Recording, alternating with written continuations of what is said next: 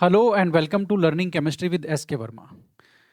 आज मैं आपके सामने केवल आरपीएससी फर्स्ट ग्रेड ही नहीं, और भी कई परीक्षाएं हैं, उनमें एक विशेष प्रकार के प्रश्न होते हैं, उनको सोल्व करने की ट्रिक के साथ आया हूं। ठीक है, आज के जो वीडियो का टाइटल है, जो टॉपिक है, जिसके बारे में हम बात करने वाले हैं, वो तो आपको यहां ऊपर दिख ही रहा है। ठीक है, तो आज हम किस बारे में बात करने वाले हैं? एक विशेष टाइप के जो प्रश्न है, असर्शन रीजन वाले प्रश्न, यानी कि अभिकथन और कारण वाले जो प्रश्न हैं, उनको सोल्व करने की एस के वर्मा ट्रिक के बारे में बात करने वाले हैं। और यह इंपॉर्टेंट क्यों है, यह भी हम लोग बात करने वाले हैं। ओके, तो सबसे पहले मैं अपनी जगह पे आ जाता हूं और देखते हैं कि आखिर ये हमारे लिए जो टॉपिक है वो इतना स्पेशल क्यों हो जाता है, क्यों हमें इसको जरूर से जरूर सीखना चाहिए। ठीक है, तो मैं सबसे पहले क्या करता हूँ, थोड़ा सा और छोटा हो जाता हूँ ताकि मैं कंटेंट और आपके बीच में नहीं आऊँ। ओके, तो साथियों, आपका स्वागत है एक बार फिर से। टाइटल आपके सामने है कि हम किस तरह से सोल्व कर सकते हैं असर्शन रीजन वाले क्वेश्चन, और आपके जिनको हिंदी में हम लोग बोलते हैं अभिकथन और कारण वाले क्वेश्चन, किस तरह से हम लोग सोल्व करते हैं, ये हम लोग सीखने वाले हैं आज के इस वीडियो में। ओके, चलते हैं आगे। सबसे पहले ये देखते हैं कि ये हमारे लिए इंपॉर्टेंट क्यों है। तो मैं आपको एकदम क्लियर कट बता दूं कि जो आरपीएससी का आपका जो फर्स्ट ग्रेड एग्जाम लगा था 2022 का, उसमें केवल और केवल केमिस्ट्री के 10 रीजन असर्शन वाले क्वेश्चन थे। आप क्वेश्चन पेपर को देखना और असर्शन रीजन वाले क्वेश्चंस को काउंट करना, 10 ऐसे क्वेश्चन थे। यानी कि यदि आपको इन क्वेश्चंस को सोल्व करने की ट्रिक पता है, आपको इन सोल्व करने का नॉलेज है, आपको स्किल है कैसे सोल्व कर सकते हैं, तो ये 10 क्वेश्चन आपके सिलेक्शन में काफी बड़ा प्रभाव ला सकते हैं। ठीक है, तो इस तरह से इसलिए इसलिए ये जो टॉपिक है, इस पे बात करना काफी ज्यादा इंपॉर्टेंट हो जाता है। ओके, जो आरपीएससी फर्स्ट ग्रेड 2022 की परीक्षा हुई थी केमिस्ट्री में, क्या बोलते हैं, रीजन असर्शन के 10 क्वेश्चंस में से कुछ मैंने यहाँ भी लिए हैं। जाहिर सी बात है, कुछ डिलीट हो गए, कुछ में कुछ और गड़बड़ थी, तो एक दो एग्जाम्पल के लिए मैंने यहाँ लिए हैं। उसी में से क्वेश्चन नंबर 68 वो आपके सामने है। इस तरह के रीजन असर्शन क्वेश्चंस को किस तरह से सोल्व करते हैं, पहले मैं आपको इनकी स्ट्रक्चर बता देता हूं। इनमें एक होता है आपका असर्शन, असर्शन यानी कि अभिकथन। ठीक है, यानी कि जो तथ्य होता है, जो फैक्ट है, ठीक है, वो इनमें होता है ना। दूसरा, यानी कि अभिकथन का मतलब है कोई तथ्य। ओके, दूसरा होता है साथियों रीजन, यानी कि उस इस असर्शन का रीजन, यानी कि इस अभिकथन का कारण, यानी कि इस तथ्य का ये कारण है। ठीक है, ओके, ये दिया हुआ होता है। आपको जो 4 ऑप्शन मिलते हैं, ठीक है, वो भी फिक्स है। इस तरह के सारे सवालों में सबसे पहला जो मतलब इनमें से एक ऑप्शन आपको क्या मिलेगा कि दोनों ए और आर, यानी कि असर्शन और रीजन दोनों सही हैं, और जो रीजन है वो उसकी करेक्ट एक्सप्लेनेशन है। किसकी? ए की। एक ऑप्शन तो ये रहता है।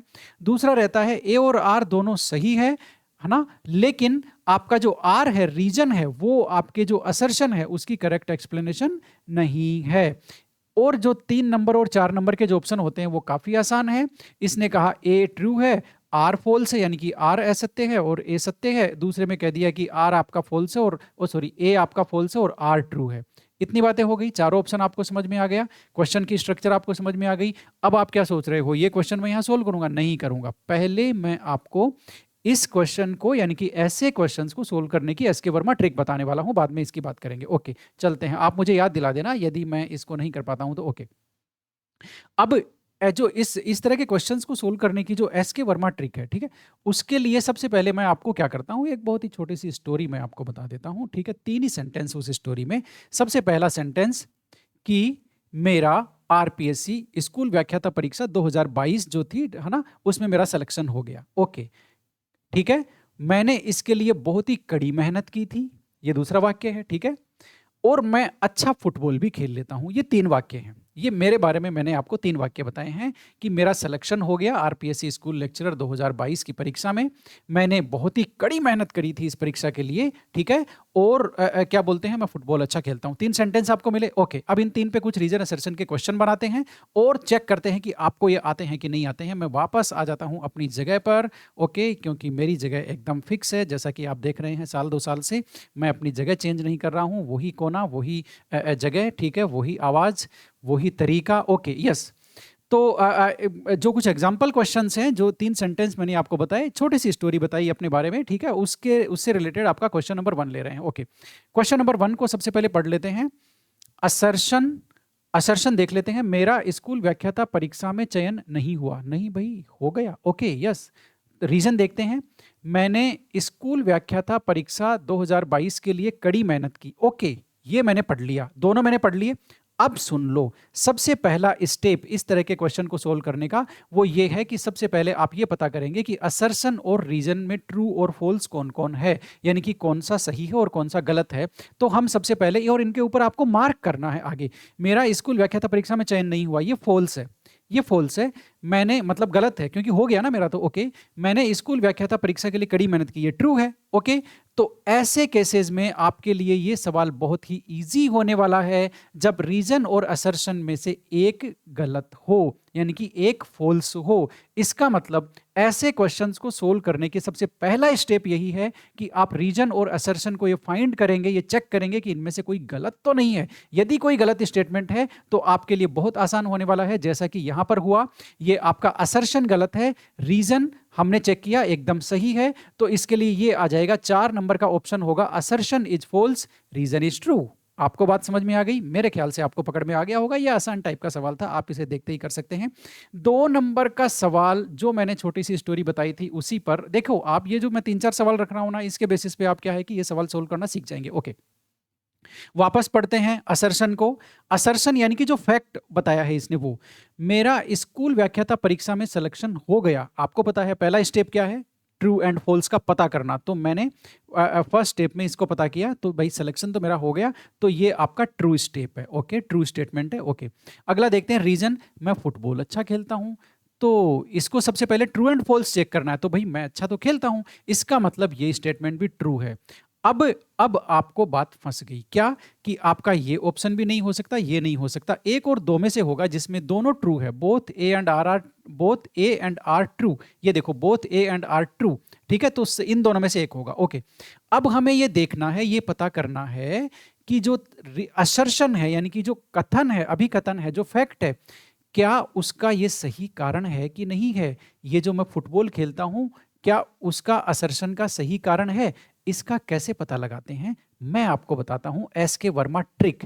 आपको क्या करना है, इन दोनों स्टेटमेंट के बीच में, असर्शन और रीजन के बीच में क्योंकि लगा देना है। क्या लगाना है, क्योंकि, बिकॉज। इंग्लिश मीडियम वाले तो बिकॉज लगाएंगे, ठीक है। ओके, तो ये हो गया आपका क्योंकि। भाई मीडियम का बड़ा चक्कर है भाई, मैं जब से फर्स्ट ग्रेड के ये जो फर्स्ट ग्रेड एग्जाम से जुड़ा हूं ना, 2 सवालों ने मुझे सबसे ज्यादा परेशान किया है कि आपका मीडियम क्या है। भाई मेरा कोई मीडियम नहीं है, मेरा मीडियम केमिस्ट्री है।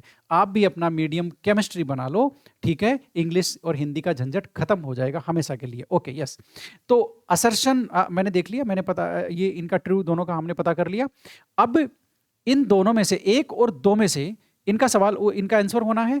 इसकी एसके वर्मा ट्रिक क्या है, इन दोनों के बीच में आपको लगाना है क्योंकि। ओके, अब आप इसको जरा पढ़ो। मेरा स्कूल व्याख्याता परीक्षा 2022 में सिलेक्शन हो गया क्योंकि मैं फुटबॉल अच्छा खेलता हूं। अरे भाई, मैं फुटबॉल अच्छा खेलता हूं इसलिए थोड़ी ना मेरा सिलेक्शन हुआ है। ओके, मुझे पता चल गया कि ये दोनों ट्रू तो हैं, लेकिन जो रीजन है वो उस फैक्ट का, असर्शन का सही कारण नहीं है, सही रीजन नहीं है। इसका मतलब यहां ऑप्शन नंबर 2 ऑप्शन सही उत्तर होगा क्या, both A and R are true, दोनों ट्रू है। But R is not the correct explanation of A, यानी कि जो रीजन है वो उसकी सही एक्सप्लेनेशन नहीं कर रहा है, सही व्याख्या नहीं कर रहा है। आपको बात पकड़ में आ गई? ये आसान टाइप का था, आप इसे कर लेंगे। आप यहां नहीं फंसते हैं, मुझे पता है आप कहां फंसते हैं, आप फंसते हैं इसमें। ये जो आपके सामने आया है ना, आप फंसेंगे इसमें, ठीक है। अब जरा देखो आपके सामने क्या आया है, बहुत ही इजी है ये। आपने इसका पढ़ लेते हैं। क्वेश्चन नंबर 3 है, ताकि आप कमेंट भी करो तो आप मुझे बता पाओ कि सर इस क्वेश्चन में आपने ये क्यों बताया बोल करके, ठीक है। ये सब चलता रहता है। Okay, yes. असर्शन पढ़ लेते हैं सबसे पहले, अभिकथन पढ़ लेते हैं। मैंने स्कूल व्याख्याता परीक्षा के लिए कड़ी मेहनत की। ट्रू एंड फॉल्स पता करना हमारा सबसे पहला स्टेप है। तो भाई कड़ी मेहनत तो की थी, बिना कड़ी मेहनत के न किसी का आज तक हुआ है, न किसी का होगा। आप भी याद रखिएगा, कड़ी मेहनत जरूर करना है। किस्मत तभी जागती है जब आप हार्ड वर्क करते हो, मेहनत करते हो, उसके पहले किस्मत भी सोई रहती है, ठीक है। इसलिए कड़ी मेहनत करो और अपनी किस्मत को जगाओ। Yes, okay. दूसरा तो हमने पता कर लिया ट्रू। ओके, दूसरा देखते हैं, मेरा स्कूल व्याख्याता परीक्षा में चयन हो गया। ओके, तो ये भी सही है।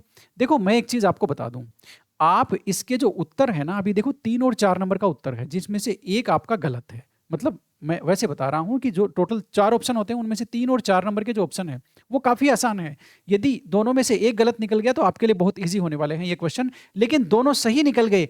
अब आपका सही इंटेलिजेंस शुरू होता है कि आप कितने इंटेलिजेंट हैं इस तरह के क्वेश्चंस को पकड़ने के लिए। ओके, अब इस क्वेश्चन को मैं उत्तर नहीं बताने वाला हूं, आप वीडियो को पॉज कर दो, पॉज करके अपना उत्तर डिसाइड कर लो, उसके बाद ये आगे देखना जो मैं आपको बताने वाला हूं। ओके, ठीक है, तो मेरे ख्याल से आपने कर लिया होगा। अब देखते हैं, दोनों स्टेटमेंट ट्रू हैं।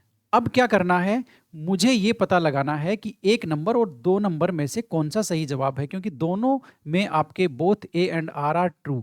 1 नंबर तो तब होगा जब रीजन उसकी सही एक्सप्लेनेशन है, और 2 नंबर तब होगा जब रीजन उसकी सही एक्सप्लेनेशन नहीं है। ओके, अब अब जरा आप देखो इसको, इसको आप लोग क्या करते हैं, मेरी जो एस के वर्मा ट्रिक है वो लगा लो। वो क्या लगाओगे, असर्शन के आगे हमने लगाया क्योंकि।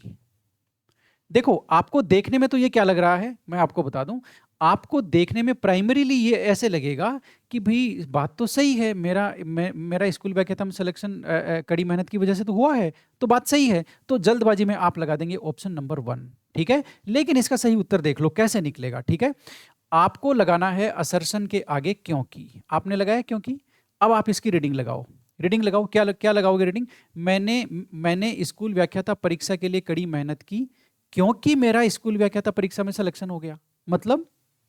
मतलब मेरा सिलेक्शन हो गया, ठीक है, उसके बाद मैंने कड़ी मेहनत की, ये तो बात ही गलत हो गई। आप बात को समझो, यहां पर बात को समझो, गड़बड़ हुई है। यानी कि यहां पर जो जो कारण था उसको असर्शन में रखा गया है और असर्शन को कारण में रख दिया गया है, दोनों चीजें अलग है। आप देखो कड़ी मेहनत का कारण है ना, सिलेक्शन नहीं है, सिलेक्शन का कारण कड़ी मेहनत है।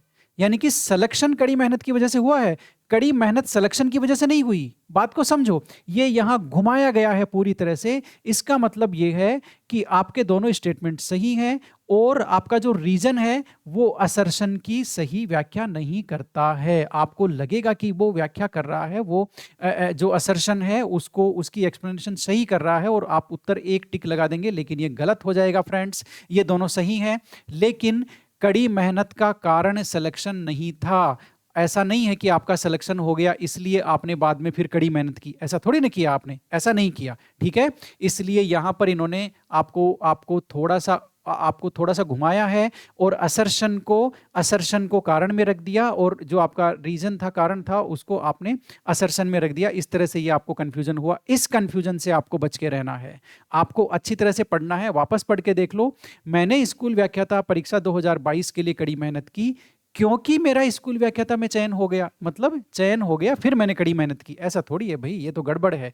तो इसका मतलब क्या हुआ, दोनों सही हैं, लेकिन रीजन उसकी व्याख्या नहीं कर रहा है, रीजन उसको एक्सप्लेन नहीं कर रहा है, इसलिए इसका उत्तर 1 नहीं होगा साथियों, 2 होगा। यही वो टाइप के सवाल हैं जहां आप आकर के कंफ्यूज आते हो, यानी कि आपका कंफ्यूजन हो जाता है कि 1 होगा या 2 होगा। तो इसके लिए एस के वर्मा ट्रिक जो है, दोनों के बीच में क्योंकि लगाना, उसको आप मत भूलना। क्योंकि लगा के आप इसको पढ़ना, आपको अपने आप ही पकड़ में आ जाएगा कि ये जो रीजन है उसका सही कारण नहीं है। ठीक है, अब मैं आपको सवाल नंबर 4 के पास लेके जाता हूं, ये काफी इजी होने वाला है आपके लिए। कैसे, जरा पढ़ लो।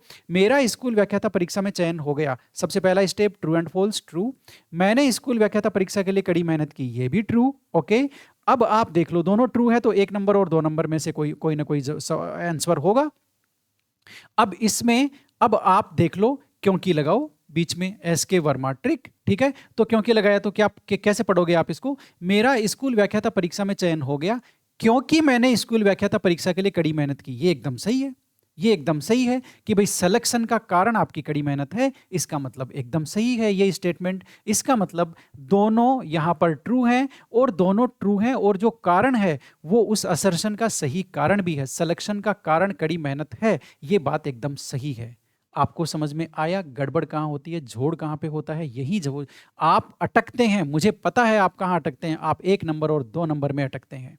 ठीक है ना? तो 1 नंबर और 2 नंबर को सावचेती से करना है, क्योंकि लगा करके पढ़ना है। यदि वो सेंटेंस जच गया तो एकदम सही है, यदि नहीं जचा तो मान के चलिएगा सेकंड आंसर आएगा। लेकिन यहाँ पर तो आप जानते हैं ना, सिलेक्शन का कारण कड़ी मेहनत है, इसका मतलब असर्शन सही है, रीजन भी सही है, और रीजन उसकी एक्सप्लेनेशन सही कर रहा है, ऑप्शन नंबर 1 होगा। एकदम सही जा रहे हैं। आगे हम चलते हैं। ये से सवाल आपको सेकंड ग्रेड, फर्स्ट ग्रेड हर एग्जाम में आते हैं, ये ट्रिक आपको आनी चाहिए। अब साथियों, जो 2022 का जो आपका स्कूल लेक्चरर का पेपर हुआ था, उसके कुछ सवाल जो मैंने आपको अभी सिखाया है, उसी बेसिस पे मैं सोल्व करने वाला हूं। 86 नंबर का सवाल है, school lecturer exam 2022 chemistry portion से ये सवाल है। पढ़ लेते हैं पहले सवाल को, बाद में हम इसका जवाब जानेंगे। ट्रिक आपको पता चल गई है। ओके, फ्लोरीन शोज, इसकी मैं आ जाता हूँ, पढ़ लेता हूँ इसको। Fluorine shows only one oxidation state. अच्छा, फ्लोरीन की केवल -1 ऑक्सीडेशन स्टेट होती है। Whereas other halogen shows positive and negative oxidation state. ये बात सही है भाई, कि फ्लोरीन केवल -1 दिखाता है, बाकी जो हेलोजन है वो प्लस में भी दिखाते हैं, माइनस में तो दिखाते ही हैं, प्लस में भी दिखाते हैं। क्लोरीन है, जैसे क्लोरीन की ऑक्सीडेशन स्टेट +7 तक चली जाती है। ओके, तो बाकी हेलोजन प्लस में और माइनस दोनों दिखाते हैं, लेकिन फ्लोरीन केवल आपका माइनस दिखाता है। ओके, ये असर्शन हो गया। तो आपने क्या चेक किया, सही है या गलत है? पहले स्टेप में सही और गलत का पता लगाते हैं। तो भाई ये ट्रू स्टेटमेंट है एकदम, इसमें कोई गलती नहीं है, एकदम ट्रू स्टेटमेंट। अगला, पहले रीजन को, अब रीजन को पढ़ेंगे। याद रखना, असर्शन और रीजन को इंडिपेंडेंटली पता लगाते हैं कि वो सही है या नहीं है। Okay, fluorine is the most electronegative element, ये स्टेटमेंट है, एक रीजन है। Fluorine is the most electronegative element, तो ये स्टेटमेंट तो सही है, फ्लोरीन मोस्ट इलेक्ट्रोनेगेटिव एलिमेंट है, तो दोनों ट्रू है। इसका मतलब ऑप्शन या तो 1 होगा या 2 होगा। ओके, अब असली जंग शुरू होती है कि ये रीजन उस असर्शन की सही व्याख्या कर रहा है कि नहीं कर रहा, सही उसको एक्सप्लेन कर रहा है कि नहीं कर रहा। ओके, कैसे पता लगाएंगे जरा देखो। फ्लोरीन, अच्छा, इसका कारण क्या है भाई? आप बताओ, इसका कारण क्या है कि fluorine positive oxidation state show करता ही नहीं है, केवल -1 ऑक्सीडेशन स्टेट शो करता है। उसका कारण इसकी हाईएस्ट इलेक्ट्रोनेगेटिविटी तो है, हाईएस्ट इलेक्ट्रोनेगेटिविटी ही तो है इसकी। ठीक है, इसका मतलब ये जो रीजन है ये सही है और उसको एक्सप्लेन कर रहा है दोस्तों, क्योंकि -1 ऑक्सीडेशन स्टेट का रीजन ही यही है कि ये मोस्ट इलेक्ट्रोनेगेटिव एलिमेंट है, इसलिए कोई भी एलिमेंट इससे कंबाइन होगा तो नेगेटिव ऑक्सीडेशन स्टेट हमेशा फ्लोरीन की आएगी, दूसरे की तो पॉजिटिव ही आनी है।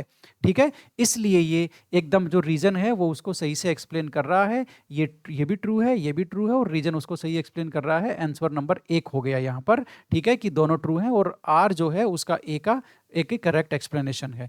अब आप इधर पढ़ लो, अब आप क्योंकि लगा दो इधर। अभी जो मैंने बताया था क्योंकि लगा के अब आप पढ़ो। इंग्लिश मीडियम वाले यहाँ भी कोज लगा सकते हैं, है ना, और आप इधर क्योंकि लगा के पढ़ो। फ्लोरीन प्रदर्शित करता है केवल एक -1 ऑक्सीकरण अवस्था, जबकि अन्य हेलोजन ऋणात्मक और धनात्मक कई ऑक्सीकरण अवस्थाएं प्रदर्शित करते हैं, क्योंकि फ्लोरीन सर्वाधिक विद्युत ऋणी तत्व है। तो एकदम बात सही है, क्योंकि फ्लोरीन सर्वाधिक विद्युत ऋणी तत्व है, इसीलिए तो ये ऊपर का प्रॉब्लम होता है। ठीक है, इसका मतलब ये जो रीजन है ये उस अभिकथन की सही एक्सप्लेनेशन कर रहा है, ऑप्शन नंबर 1 होगा। ठीक है, ओके, एक और देख लो, एक और देख लो। क्वेश्चन नंबर 21 है, वो देख लेते हैं। Nitrogen shows maximum covalency of 4 whereas phosphorus shows a maximum covalency of 6। अब भाई सबसे पहले फैक्ट चेक करना है, फैक्ट चेक होता है ना, फैक्ट चेक। ओके, जैसे कई अफवाहें उड़ती है, फिर बहुत सारी वेबसाइट्स फैक्ट चेक करती है कि भाई सही क्या है गलत क्या है। ओके, तो वैसे आपको फैक्ट चेक करना है, सबसे पहला स्टेप आपका वही है। आप क्या करेंगे, सबसे पहले इसको चेक कीजिए। नाइट्रोजन की मैक्सिमम कोवेलेंसी 4 होती है, बात से एकदम सही है। फॉस्फोरस की मैक्सिमम कोवेलेंसी 6 भी होती है, ये स्टेटमेंट एकदम ट्रू है, बात भी सही है, स्टेटमेंट भी ट्रू है। Okay, yes. अब अगला देख लेते हैं reason. Nitrogen has higher electronegativity than phosphorus. Nitrogen की इलेक्ट्रोनेगेटिविटी फॉस्फोरस से ज्यादा होती है क्या? हाँ, बिल्कुल ज्यादा होती है भाई। फॉस्फोरस उससे पेरियोडिक टेबल में क्या बोलते हैं, नाइट्रोजन ऊपर आता है और फॉस्फोरस इसके नीचे वाले जो आपका जो पीरियड होता है उसमें आता है। तो ऊपर से नीचे जाते हैं, इलेक्ट्रोनेगेटिविटी आपकी डाउन होती चली जाती है। तो इसका मतलब नाइट्रोजन की ज़्यादा इलेक्ट्रोनेगेटिविटी होती है फॉस्फोरस से, ये भी ट्रू है, रीजन भी ट्रू है। ओके, अब असली जंग शुरू होती है साथियों। क्या कि दोनों ट्रू तो हैं, लेकिन जो रीजन है उसकी सही एक्सप्लेनेशन है कि नहीं है। कैसे पता लगाएंगे, मैं बताता हूं आपको। Nitrogen shows maximum covalency whereas आपका नाइट्रोजन की जो 4 कोवेलेंसी है, ठीक है, और फॉस्फोरस की 6 कोवेलेंसी है। उसका कारण क्या इलेक्ट्रोनेगेटिविटी है क्या? उसका कारण इलेक्ट्रोनेगेटिविटी तो नहीं है ना, उसका कारण इलेक्ट्रोनेगेटिविटी नहीं है, उसका कारण है डी ऑर्बिटल की अवेलेबिलिटी और नॉन अवेलेबिलिटी, यानी कि नाइट्रोजन में डी ऑर्बिटल नहीं होते, केवल इसमें 2s और 2p होता है। तो 2s में एक ऑर्बिटल, 2p में आपके 3 ऑर्बिटल, टोटल कितने, 4 ऑर्बिटल। तो 4 ऑर्बिटल से 4 बॉन्ड बना सकता है, इसलिए नाइट्रोजन की कोवेलेंसी फिक्स हो गई 4 पे। फोस्फोरस में 3d वैकेंट डी ऑर्बिटल भी होते हैं, क्योंकि वो थर्ड पीरियड का मेंबर है, इसलिए 3d वैकेंट डी ऑर्बिटल होते हैं, वो उनको भी बॉन्ड बनाने के काम में ले सकता है, इसलिए उसकी वैलेंसी 6 तक जा सकती है अधिकतम। इसलिए इसकी जो कोवैलेंसी है उसका कारण इलेक्ट्रोनेगेटिविटी नहीं है दोस्तों, उसका कारण है डी ऑर्बिटल का नाइट्रोजन में अवेलेबल नहीं होना और फास्फोरस में अवेलेबल होना। वैकेंट डी ऑर्बिटल होते हैं फास्फोरस में, नाइट्रोजन में डी ऑर्बिटल नहीं होते हैं, उसका कारण ये है, न कि इलेक्ट्रोनेगेटिविटी। इसका मतलब रीजन और असर्शन दोनों सही थे, लेकिन जो रीजन है वो उसकी सही एक्सप्लेनेशन नहीं कर रहा है। ठीक है, तो इसमें भी आपको ऑप्शन नंबर 2 आएगा। आपको बात समझ में आई? चाहे आप यहां पर क्योंकि लगा करके पढ़ लेना, ठीक है, क्योंकि आप लगा करके इसको पढ़ लेना, ये स्टेटमेंट आपका बैठेगा नहीं, क्योंकि जो जो असर्शन है उसका रीजन ही कुछ और है। ठीक है, तो ये बात आपको समझ में आई, ये सवाल आपको समझ में आया। अब मैं कुछ सवाल आपके सामने रखने जा रहा हूं जो आपके क्या बोलते हैं, हाँ 1 मिनट रुको भाई, ब्रेक लेना पड़ेगा। तो क्या बोलते हैं, कहाँ थे हम, हाँ, तो आपने कुछ सवाल सोल्व किए मेरे साथ, ठीक है। अब ये कुछ सवाल मेरे पास है, ठीक है, इनमें इनमें क्या बोलते हैं, हाँ, ये अभी अभी हमने सरफेस केमिस्ट्री का टेस्ट लिया था कोर्स में, ठीक है, उसमें से कुछ सवाल उठाए हुए हैं, ठीक है, रीजन असर्शन के। तो सवाल नंबर कितना हो गया भाई, मेरे को भी नहीं पता, चलो कोई बात नहीं, ये 2 नंबर का सवाल है, इसको देख लेते हैं। अब इन सवाल में देखो, इनके पीछे का जो कॉन्सेप्ट है वो आपको पता होना चाहिए। अब ये कहाँ आप जाके कंफ्यूज होते हो, बस मैं आपको वही पॉइंट आउट करने वाला हूं। तो आप असर्शन फटाफट पढ़ते हैं इसका। SO2 has higher critical temperature than H2। तो SO2 का क्रिटिकल टेम्परेचर H2 से तो ज्यादा होता है, ये बात एकदम सही है, ये फैक्ट है, देखो ये आपको पता होना चाहिए, ठीक है। मेरा कहने का मतलब है कि आपको अभी नहीं पता है तो आप सरफेस केमिस्ट्री का सवाल है वो पढ़ेंगे तब आपको पता लग जाएगा, अभी तो मुझे पता है इसलिए मैं ट्रू बता रहा हूँ। Okay, SO2 is absorbed to a large extent than H2 on activated charcoal। तो SO2 ज़्यादा मात्रा में एब्जॉर्ब होता है, ठीक है, H2 की तुलना में ऑन एक्टिवेटेड चारकोल। ये बात भी एकदम सही है, क्यों? क्योंकि SO2 का क्रिटिकल टेम्परेचर ज़्यादा है। अब आपको लगेगा कि जो असर्शन है ये उसका सही कारण है, क्यों? क्योंकि जब क्रिटिकल कॉन्सेप्ट ये है कि जब क्रिटिकल टेम्परेचर किसी गैस का ज़्यादा होता है तो वही ज़्यादा मात्रा में एब्जॉर्ब होती है, ठीक है, चारकोल के ऊपर। ओके, तो इसका मतलब आपको लगेगा कि असर्शन का ये जो रीजन है ये सही है, और आप 1 नंबर ट्रिक कर देंगे। 1 नंबर यही ट्रिक करते ही आप हो जाएंगे गलत, आपके साथ हो जाएगा धोखा, क्योंकि इस क्वेश्चन में सेम वही किया हुआ है, जो रीजन जो असर्शन है उसको रीजन में रखा हुआ है और जो रीजन है उसको असर्शन में रख दिया, और इसने आपके साथ कर दिया कंफ्यूजन। अब आप देख लो जरा, एक बात मेरे को बताओ, कॉन्सेप्ट तो आपको पता है कि ज्यादा क्रिटिकल टेम्परेचर होता है किसी गैस का तो वो ज्यादा मात्रा में एडजॉर्ब होती है, ये बात आपको सही है। इसका मतलब ये हो गया कि एडजॉर्ब होने का रीजन, एडजॉर्ब ज्यादा मात्रा में होने का रीजन क्रिटिकल टेम्परेचर है। क्रिटिकल टेम्परेचर का कारण ज्यादा मात्रा में एडजॉर्ब होना नहीं है, बात को समझो। क्रिटिकल टेम्परेचर इसलिए ज्यादा थोड़ी ना है कि वो ज्यादा मात्रा में एडजॉर्ब हो रही है। इसका मतलब ये दोनों सही है, लेकिन ये कारण सही नहीं है, कारण सही नहीं है एक्चुअल में। ये असर्शन होना था और ये रीजन होना था, इन्होंने उल्टा करके आपको कंफ्यूज कर दिया। जब भी ऐसी स्थिति हो कि रीजन और असर्शन को ऑपोजिट किया हुआ है, आप जान जाना इसका उत्तर ए नहीं होगा, 2 होगा। पहले चेक तो कर लेना कि दोनों ट्रू हैं। ट्रू होने की स्थिति में आपको कंफ्यूजन क्रिएट होता है, ठीक है।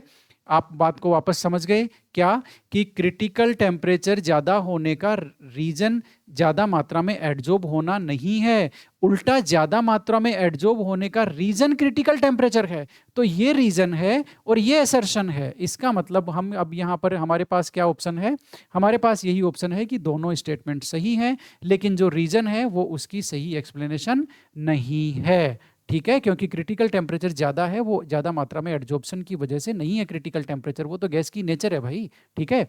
तो यहां पर आपका 2 नंबर आएगा। ये धोखा देने के लिए था सवाल। एक और सवाल धोखा देने के लिए है आपके सामने ये, ठीक है। अब वीडियो बड़ा हो रहा है इसलिए मैं इसको आपके ऊपर छोड़ रहा हूँ, आप कमेंट बॉक्स में बता देना इसका क्या उत्तर होगा। तसल्ली से चेक करना, सरफेस केमिस्ट्री का सवाल है, ठीक है? धोखा नहीं हो जाए आपके पास, बस आपके साथ बस ये याद रखना, कमेंट बॉक्स में बताना इसका जवाब, ठीक है ना? ओके। और वहीं पे अभी आंसर तो मैं इसका डिस्क्लोज़ करूँगा नहीं, ओके? चलो भाई कर देता हूँ, आप पॉज़ करके पहले इसको एक काम करना, अपना आंसर डिसाइड करना, फिर मैं आपको बताता हूँ। इसमें भी आंसर 2 होगा, इसमें भी आपके साथ धोखा किया गया है। क्यों? क्योंकि ये कह रहा है आपका Brownian movement counters the force of gravity actively on colloidal particles, यानी कि कोलोइडल पार्टिकल्स पर जो ग्रेविटेशनल फोर्स लगता है उसको काउंटर करता है ब्रोनियन मूवमेंट, यानी कि ग्रेविटेशनल फोर्स के प्रभाव में वो उनको सेटल डाउन नहीं होने देता। कौन? Brownian movement, okay. अब रीजन क्या लिखा हुआ है? Colloidal solution are stable and colloidal particle do not settle. ये दोनों स्टेटमेंट ट्रू हैं कि भाई कोलोइडल सॉल्यूशन जो होते हैं स्टेबल होते हैं और वो सेटल डाउन नहीं होते, ये दोनों ट्रू हैं। लेकिन अब आप देखो इनमें से असर्शन क्या है और रीजन क्या है। एक्चुअल में कोलोइडल स्टेबल होते हैं और सेटल डाउन नहीं होते हैं। इसका कारण ये है कि ब्रोनियन मोमेंट जो कोलोइडल पे ग्रेविटेशनल फोर्स को नहीं लगने देता है, ठीक है? तो बेसिकली ये रीजन है और ये असर्शन है, यानी कि ब्रोनियन मोमेंट ग्रेविटेशनल फोर्स को काउंटर करता है। इसका रीजन ये थोड़ी है कि वो स्टेबल होते हैं, ये नहीं है, उल्टा स्टेबिलिटी का रीजन वो है ना? ब्रोनियन मोमेंट है। बात आपको समझो। तो यहां भी वही धोखा आपके साथ किया गया है और इसमें भी आंसर आपका 2 होने वाला है। आप चाहे क्योंकि लगा करके यहां पढ़ लेना, इंग्लिश मीडियम वाले बिकॉज लगा लेना, ठीक है ना? क्योंकि नहीं लगाओ तो ठीक है, बिकॉज लगा के आप इसको पढ़ लेना। आप पढ़ेंगे तो जचेगा नहीं ये। जैसे मैं पढ़ूं, Brownian moment counters the force of, चलो हिंदी में पढ़ लेता हूं। ब्रोनियन कोलाइडल नहीं भाई, Brownian moment counters the force of gravity actively on colloidal particles because colloidal solution are stable. नहीं नहीं नहीं, कोलोइडल सॉल्यूशन स्टेबल होने की वजह से थोड़ी ना कोई ब्रोनियन मोमेंट वहां वो उसको कर रहा है, नहीं।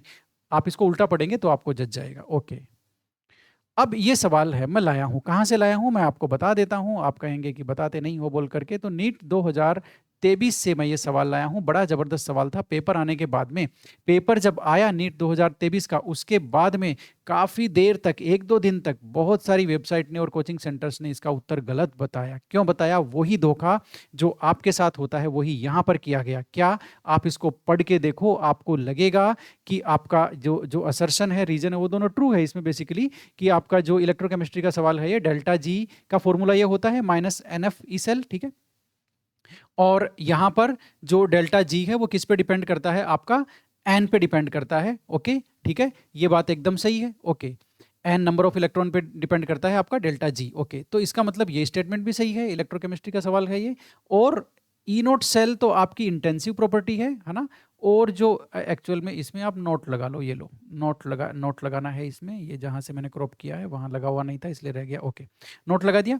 अब E naught cell is an intensive property और डेल्टा जी नोट है वो एक्सटेंसिव प्रॉपर्टी है। ये बात भी एकदम सही है, तो दोनों ट्रू है। इसका मतलब ऑप्शन 1 या 2 होगा। अब इनमें से कौन सा होगा वही देखना है। अब आपको लगेगा कि भाई डेल्टा जी जो है वो एन पे डिपेंड करती है, इसीलिए तो वो एक्सटेंसिव प्रॉपर्टी हुई। तो आपको लगेगा इसका रीजन सही है और रीजन उसकी सही एक्सप्लेनेशन कर रहा है, ठीक है? जबकि ऐसा नहीं है, उल्टा इसका जो ऑपोजिट है वो सही है। ऑपोजिट क्या है सुनो जरा, कि आपकी जो डेल्टा जी है वो एक्सटेंसिव क्यों हुई? क्यों हुई? क्योंकि डेल्टा जी एन पे डिपेंड करती है और एन की वैल्यू जैसे ही ज़्यादा होगी वो एक्सटेंसिव हो जाएगी, ठीक है? तो ये बेसिकली फैक्ट आपका ये है और ये उसका रीजन है। यहाँ पे ऑपोजिट करके घुमा दिया, वही धोखा जो आपके साथ होता है कई बार, वही धोखा यहाँ पर किया गया था, ठीक है? मेरा कहने का मतलब ये है कि डेल्टा जी एन पे डिपेंड करती है, उसका कारण ये नहीं है कि वो एक्सटेंसिव है। उल्टा डेल्टा जी एक्सटेंसिव है, उसका कारण है कि वो डेल्टा जी एन पे डिपेंड करती है। तो रीजन ऊपर दिया है इन्होंने, ठीक है, और फैक्ट नीचे दे दिया, ये गड़बड़ कर दी। इसका मतलब क्या हुआ? दोनों सही तो हैं लेकिन रीजन उसकी करेक्ट एक्सप्लेनेशन नहीं कर रहा। ऑप्शन नंबर 2 आएगा यहां पर। इस सवाल ने, मैंने क्या कहा, कई वेबसाइट, कोचिंग सेंटर्स, कई टीचर्स को एक दिन तक पूरा परेशानी में रखा। वो सोचते ही रह गए कि ये तो सही लग रहा है, ये ऐसे कैसे हुआ? लेकिन ये ऐसे ही हुआ क्योंकि ये है S K Verma trick, okay. तो आप इस सवाल को देखना, अच्छी तरह से करना। अब बात करते हैं जो सवाल सबसे पहले हमारे सामने आया था, वो वो हमने सोल्व नहीं किया अभी तक, बाकी तो सब ठीक है। ये वाला भाई, ये वाला सवाल जो 68 नंबर का है, ये हमने अभी तक सोल्व नहीं किया, ये भी मैं आपको बता देता हूँ। ये वैसे ईजी टाइप का है, आपको ज़्यादा परेशानी होगी नहीं। The boiling point of carboxylic acid are higher than aldehyde ketones and alcohols of comparable mass, ठीक है, ये एकदम स्टेटमेंट ट्रू है। कार्बोक्सिलिक एसिड का जो बॉइलिंग पॉइंट होता है वो ज़्यादा होता है इन लोगों से। Carboxylic acid have more extensive association due to intermolecular hydrogen bonding, ये बात भी सही है। कार्बोक्सिलिक एसिड में जो हाइड्रोजन बॉन्डिंग होती है, इंटरमोलिकुलर हाइड्रोजन बॉन्डिंग, उसमें ज़्यादा एसोसिएशन होता है, बहुत सारे मॉलिक्यूल जुड़ जाते हैं आपस में, इसलिए उसका मेल्टिंग पॉइंट ज़्यादा हो जाता है। इसका मतलब दोस्तों ये दोनों ट्रू हैं। ले और ट्रू होने के साथ साथ ये जो असर्शन है ज़्यादा बॉइलिंग पॉइंट होना कार्बोक्सिलिक एसिड का, उसका रीज़न ये है कि उसमें एक्सटेंसिव एसोसिएशन होता है इंटरमोलिकुलर हाइड्रोजन बॉन्डिंग की वजह से। तो रीजन उसका सही रीजन है और इस केस में ऑप्शन नंबर 1 आएगा। चाहे आप यहां पर क्योंकि लगा के पढ़ लेना। कैसे पढ़ोगे? कार्बोक्सिलिक अम्लों का जो क्वथनांक होता है वो समान भार वाले एल्डिहाइड कीटोन और अल्कोहल से उच्च होता है, क्योंकि कार्बोक्सिलिक अम्लों में अधिक अंतराणुक हाइड्रोजन बंधन होता है। सही बात है, इसका रीजन यही है। इसके जो बॉइलिंग पॉइंट है वो ज्यादा क्यों हुई है इन लोगों से, एल्डिहाइड कीटोन से, अल्कोहल से? क्यों?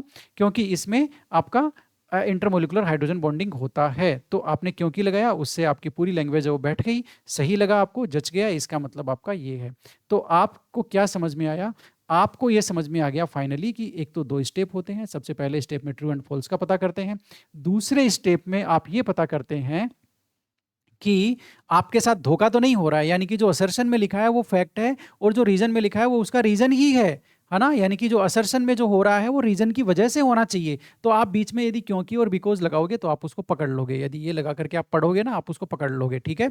धोखा तभी होता है जब ये असर्शन और रीजन को इंटरचेंज कर देते हैं, जब आपको जो असर्शन होता है उसको रीजन में डाल देते हैं और रीजन को असर्शन में। तो आपको ये पहचानने में आना चाहिए कि जो रीजन में दिया हुआ है वो क्या उसका सही कारण है, आपको ये पहचानने में आना चाहिए। जैसे यहाँ पर एक सवाल है, ठीक है ना? बस इस वीडियो की समरी हो गई अब, है ना? और इस वीडियो में हम इतना ही करने वाले हैं। जैसे आपके सामने कौन सा सवाल है? हाँ, ये सवाल है कि क्या क्या कड़ी मेहनत का कारण सिलेक्शन था क्या? नहीं भाई, यहाँ गड़बड़ करी हुई है, सिलेक्शन का कारण कड़ी मेहनत था। बात को समझो आप, ठीक है ना? और देख लेते हैं, और धोखा इन्होंने कहाँ किया हुआ है। ये तो सही था एकदम, ठीक है। और कहाँ गड़बड़ है? हाँ, यहाँ भी गड़बड़ है कि क्या कोवेलेंसी हायर इलेक्ट्रोनिगेटिविटी की वजह से थी क्या? नहीं भाई, उसका कोवेलेंसी में क्या रोल है, उसका तो कारण ही अलग है। यहाँ था, यहाँ धोखा किया हुआ था, ठीक है। यहाँ बेसिकली आपका क्या किया हुआ है, जो हायर क्रिटिकल टेम्परेचर है वो एक फैक्ट है, उसको इन्होंने मतलब हायर क्रिटिकल टेम्परेचर है और जो इसका एडजॉर्ब हो रही है लार्ज एक्सटेंट अमाउंट में, ठीक है। तो बेसिकली उसका कारण क्रिटिकल टेम्परेचर है, तो ये रीजन है, ये तो असर्शन है बेचारा, ठीक है ना? आप इनके बीच में क्योंकि लगा के पढ़ोगे, यहाँ क्योंकि लगा के पढ़ोगे तो आप इसको पकड़ लोगे, आपकी लैंग्वेज नहीं बैठेगी ये कि SO2 का क्रांतिक तापमान H2 की तुलना में ज़्यादा होता है क्योंकि यह ज़्यादा एडजॉर्ब होती है। नहीं भाई, एडजॉर्ब होने की वजह से थोड़ी ना कोई क्रांतिक तापमान उसका ज़्यादा होता है, नहीं होता, ठीक है। तो इस तरह से धोखे से बचिए, धोखे से बचिए, याद रखिए कदम कदम पे धोखा है, धोखा आपके साथ कभी भी हो सकता है। सतर्क रहिए, सावधान रहिए, अच्छे तरह से सीखने की कोशिश कीजिए, सीखते रहिए, आगे बढ़ते रहिए।